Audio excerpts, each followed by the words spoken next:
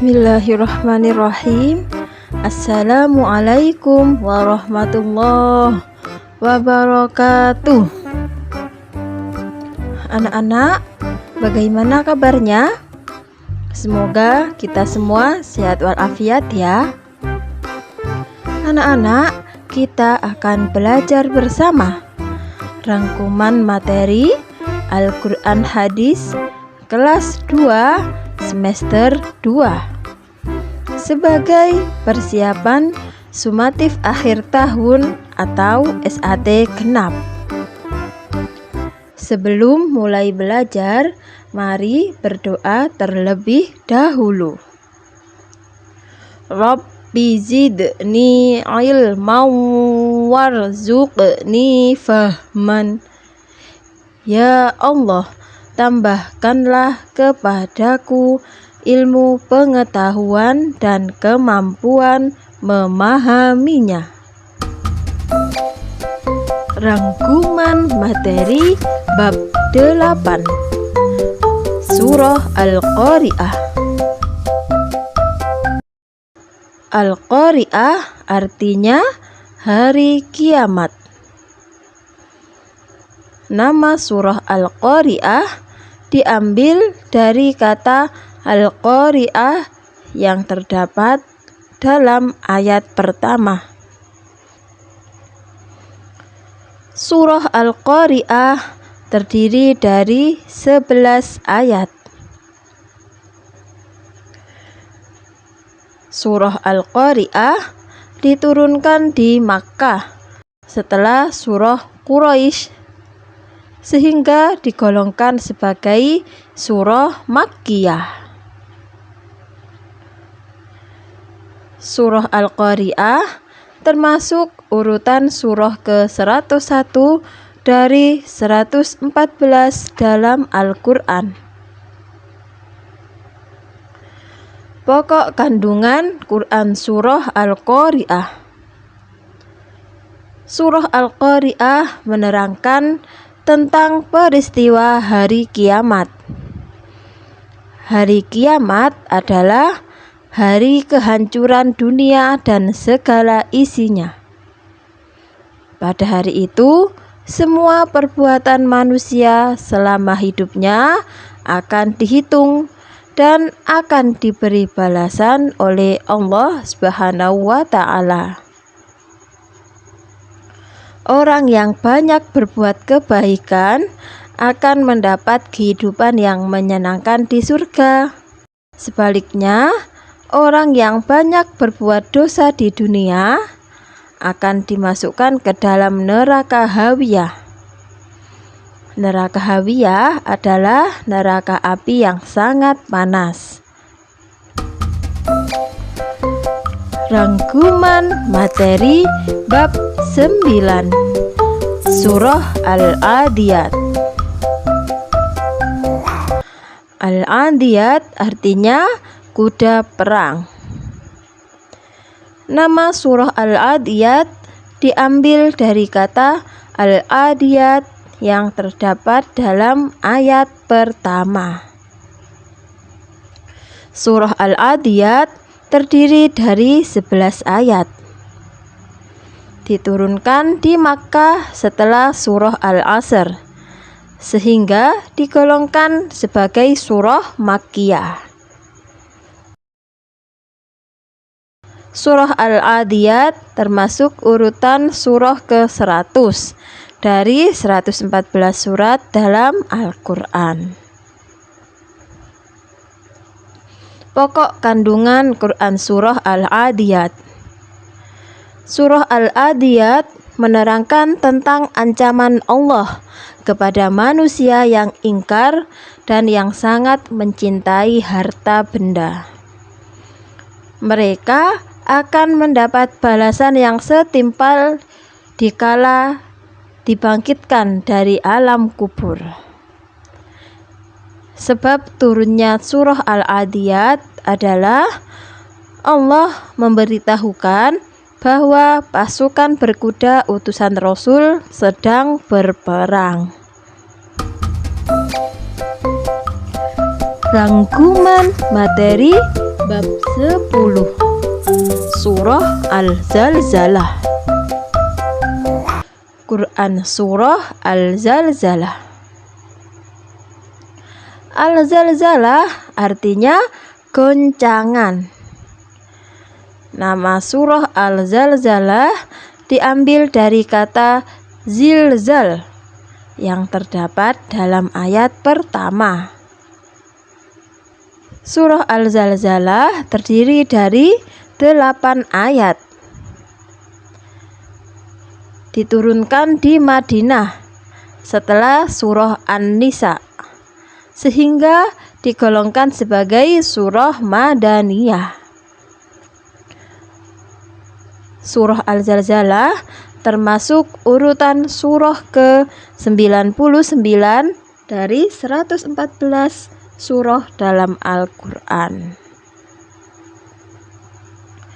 Pokok kandungan Quran Surah Al-Zalzalah. Surah Al-Zalzalah menerangkan tentang hari kiamat. Hari kiamat adalah hari hancurnya dunia beserta isinya. Hari kiamat ditandai dengan ditiupnya sangkakala oleh malaikat Israfil. Diingat-ingat anak-anak, hari kiamat ditandai dengan ditiupnya sangkakala oleh malaikat Israfil. Kalau malaikat Israel tugasnya pintar, malaikat Israel tugasnya mencabut nyawa. Jangan sampai tertukar, diingat ya. Dzarrah yang dimaksud dalam surah ini adalah biji sawi atau biji wijen. Untuk menunjukkan keadilan Allah, bahwa sekecil apapun perbuatan pasti akan ada konsekuensinya atau balasan atau imbalan. Rangkuman materi bab 11 Surah Al-Bayyinah. Al-Bayyinah artinya bukti yang nyata. Nama surah Al-Bayyinah diambil dari kata Al-Bayyinah yang terdapat dalam ayat pertama. Surah Al-Bayyinah terdiri dari 8 ayat. Diturunkan di Madinah setelah surah At-Tolaq. Surah Al-Bayyinah digolongkan sebagai surah Madaniyah. Surah Al-Bayyinah termasuk urutan surah ke-98 dalam Al-Quran. Pokok kandungan Quran Surah Al-Bayyinah. Surah Al-Bayyinah adalah bukti yang nyata untuk menunjukkan kepada ahli kitab dan orang musyrik bahwa Nabi Muhammad adalah utusan Allah. Orang ahli kitab dan orang musyrik yang tidak mempercayai Nabi Muhammad akan masuk ke neraka Jahannam.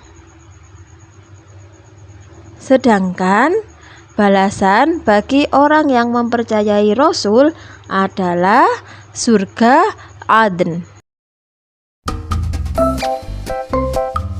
Rangkuman materi bab 12 Hukum bacaan Alif Lam Qomariyah dan Alif Lam Syamsiyah.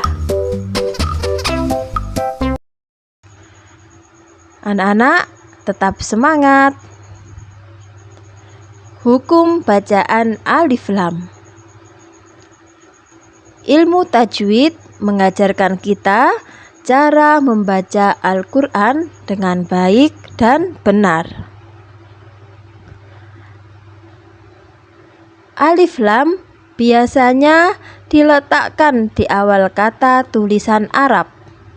untuk menunjukkan bahwa kata tersebut adalah kata benda atau isim. Anak-anak, cara membaca alif lam dibagi menjadi dua, yaitu 1. Alif lam qomariyah atau biasanya disebut idhar qomariyah, dan yang kedua alif lam syamsiyah atau biasanya disebut idgham syamsiyah. Alif lam qomariyah. Qomariyah artinya bulan. Alif lam qomariyah adalah apabila ada alif lam yang bertemu dengan huruf-huruf qomariyah yang 14, yaitu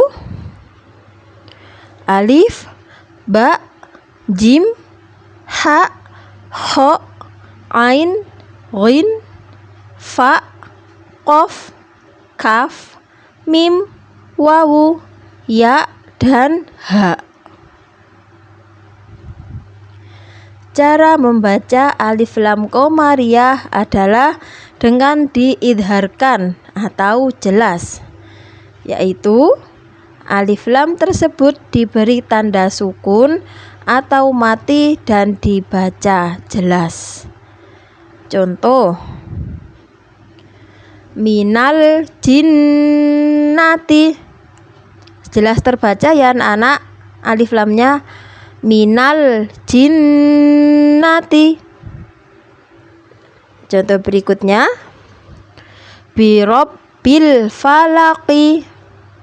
Terbaca jelas ya, birabbil falaqi. Kita lanjut. Alif lam syamsiyah. Syamsiyah artinya matahari. Alif lam syamsiyah adalah apabila ada alif lam yang bertemu dengan huruf syamsiyah yang 14, yaitu ta, sa, dal, zal, ro, za, sin, shin, sod, dod, to, do, lam, dan nun. Cara membaca alif lam syamsiyah adalah dengan diidghamkan atau masuk ya syiddah, yaitu huruf lamnya tidak terbaca. Perhatikan contohnya ya anak-anak. Wattini. Tidak terbaca ya alif lamnya, langsung masuk ke huruf ta. Wattini. Contoh berikutnya, Allahus shomad. Tidak terbaca kan alif lamnya, langsung masuk ke huruf shodnya. Allahus shomad. Rangkuman materi bab 13. Hadis tentang hormat kepada orang tua. Isi kandungan hadis tentang hormat kepada orang tua. Anak-anak diperhatikan ya. Ridho Allah tergantung pada ridho orang tua, dan murka Allah tergantung pada murka orang tua. Hadis tentang hormat kepada orang tua diriwayatkan oleh Tirmidzi. Berbakti kepada orang tua hukumnya adalah wajib, dan berani melawan orang tua adalah dosa besar.